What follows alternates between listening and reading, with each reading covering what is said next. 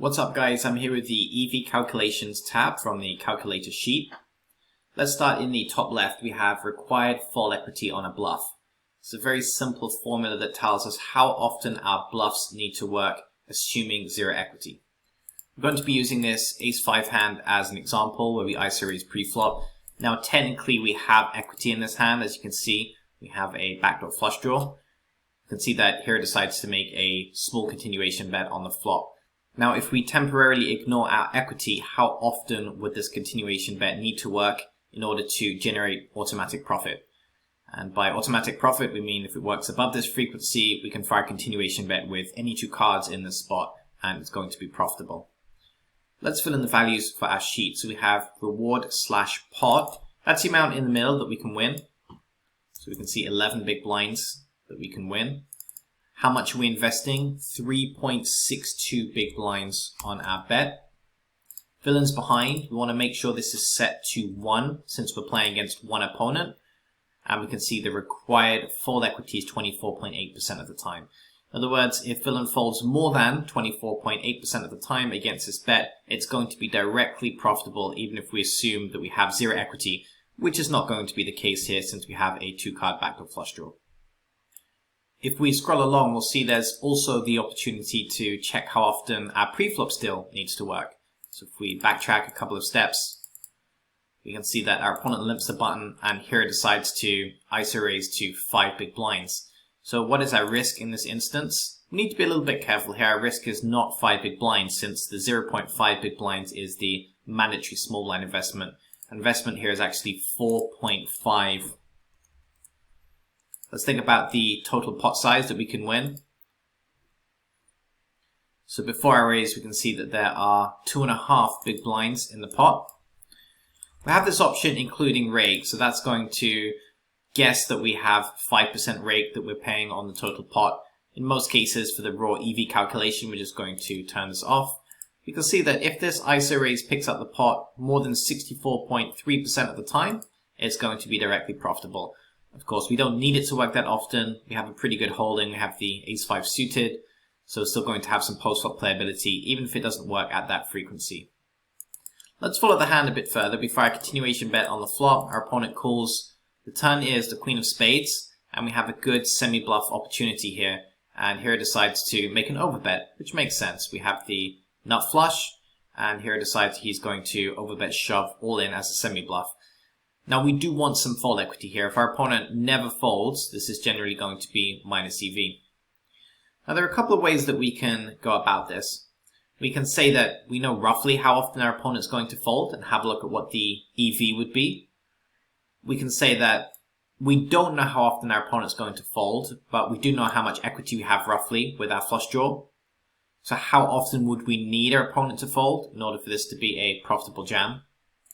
Finally, we could say that we know roughly how much fold equity we have, how much pot equity do we need when our opponent does call in order for this to be plus EV.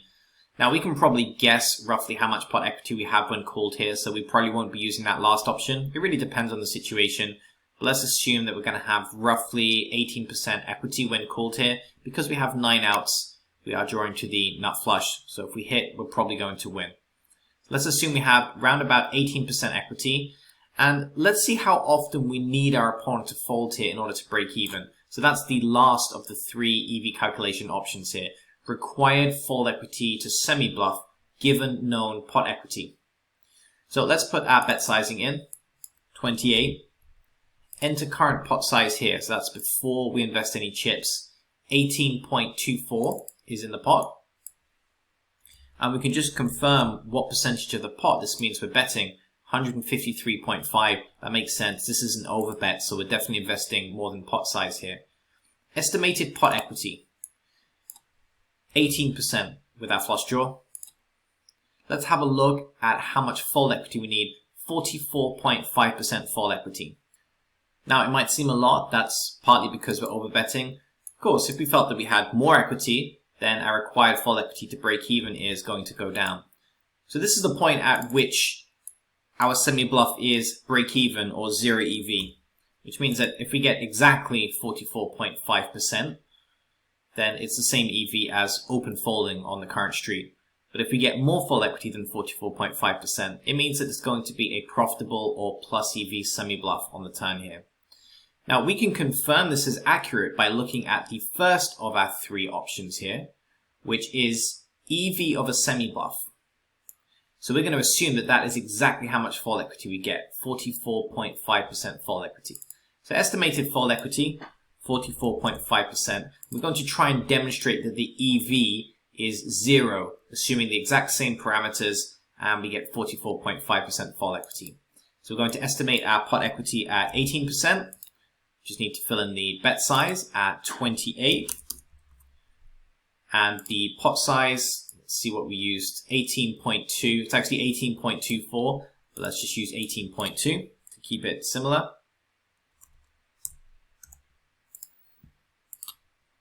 And if we have a look at our expectation there, EV exactly 0. So we can confirm that this is the break-even point.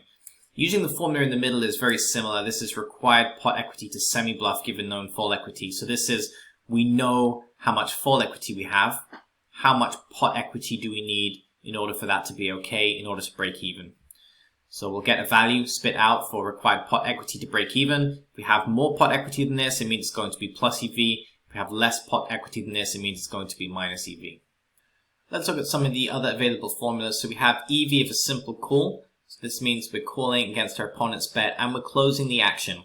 If we're not closing the action, we're probably more interested in our implied odds, which will be dealt with in a different tab.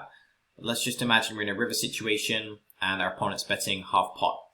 Let's assume we have 30% equity and we're trying to figure out whether we should make the call. So our lose percentage should be adjusted accordingly. So if we win 30%, it means we're going to lose 70%.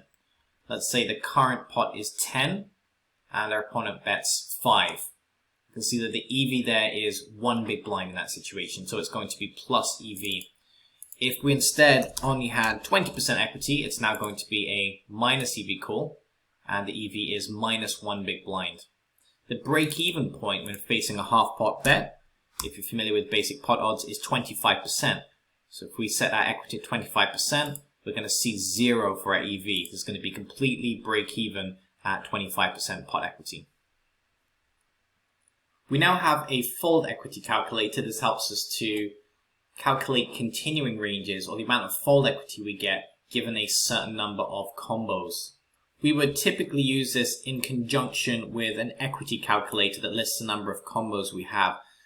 Just to give you a quick example, here is Flopzilla. Let's imagine we have a certain range input. You can see how many combos is in that range. I have 102 combos. The range doesn't need to make sense. This is just an example. So we know that our opponent starts out with a certain number of combos which we can enter. Let's say he starts out with 102 combos. We then look at the situation and decide he's folding some of these hands. Let's just say he's folding these hands for argument's sake. And we can see that he's left with 38 combos. Now, if that's the case, if he's continuing with 38 combos, how many is he folding?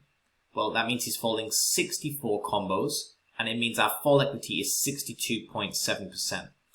If we imagine he was continuing with a larger number of combos, let's say he's continuing with 80 of those 102 combos. Let's see, that now means he's only folding 22 combos, and it means our total full equity is 21.6. Now, you might wonder about these percentages here. So the first percentage is going to be the percentage of overall hands. You can confirm this with Flopzilla. We put in roughly 100 combos, as we had before. You can see we have this total percentage value here. It's at 8.6 at the moment. That's 114 combos. If we strip it back, you can see we're getting closer to that 7.69% mark. The second cell is the percentage of his starting range. So he's always going to start out with 100%. That's the range that we're giving him. If he folds 22 combos, he's left with 78.4% of his overall starting range. And that's going to be equivalent to a 6.03% total range. If we just look at the number of combos he has relative to all possible combos. We then have total fold equity versus multiple villains. So this is useful for situations where we're perhaps stealing on the button and we have two blinds behind and we want to know cumulatively how much they're folding. Or it could be a post-flop situation where we're leading into a 3 or 4-way pot and we want to know how often we're getting folds from the entire field based on their individual folding frequencies. Let's see a quick example. Now, firstly, if you just want 2 players behind, we can set player 3 to 100%. So that's basically the same as saying this player's not involved in the hand anymore. Let's say we have a small blind who is folding 70% of the time to our button open, and we have a big blind who's folding 60% of the time to our button open. We can see that in total, we're going to pick up the blinds 42% of the time.